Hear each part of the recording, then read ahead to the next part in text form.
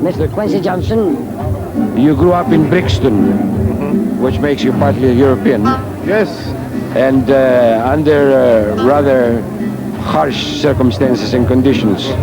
And this accounts for your poetry, mostly. You're accredited with bridging reggae and punk in many ways.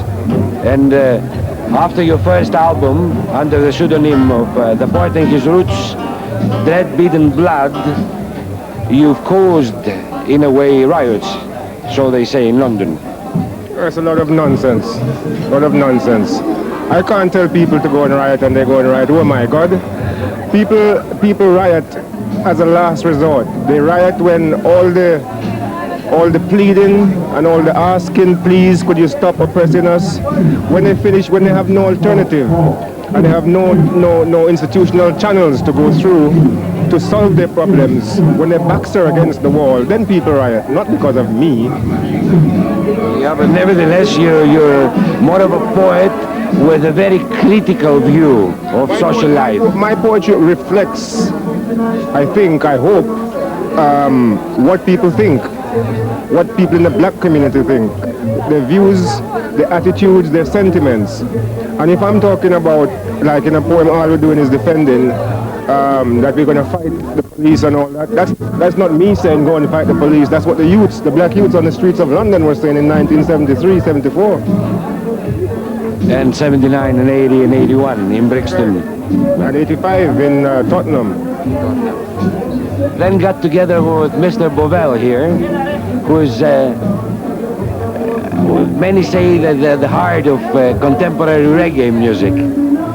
Of course, master of dub, they call you. Yeah. Then that fusion together has created what we've heard or what we'll hear tonight. And let's elaborate on that a bit.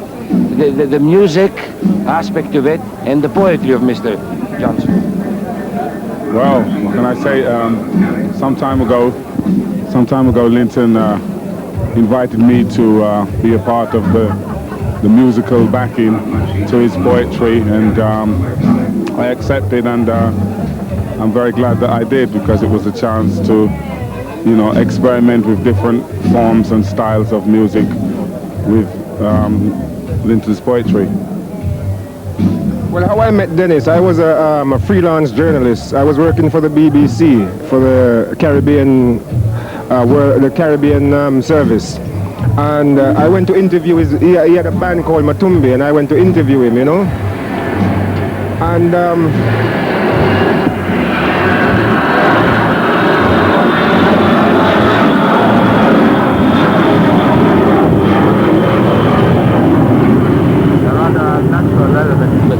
I went to interview the band, and I met him, and I said to him, Dennis, I write some poetry, and people tell me it's very musical, and one day I hope to make a record, and I would like you to be my producer. And he said, yeah, well, when you're ready, just contact me, man. And I did that. I contacted him, and we made the record, and we've been working together ever since, and more important than that, we've become great friends. Does reggae music contain what we would call, let's say, the social beat, something that awakens people, Mr. Bovell? Well, it can do, yeah. The kind I prefer does. What about dub, the master of dub? What's dub in the language of reggae music? Well, dub is when you have the full rhythm and you strip it down, you take pieces off, and you send them off at different tangents, right?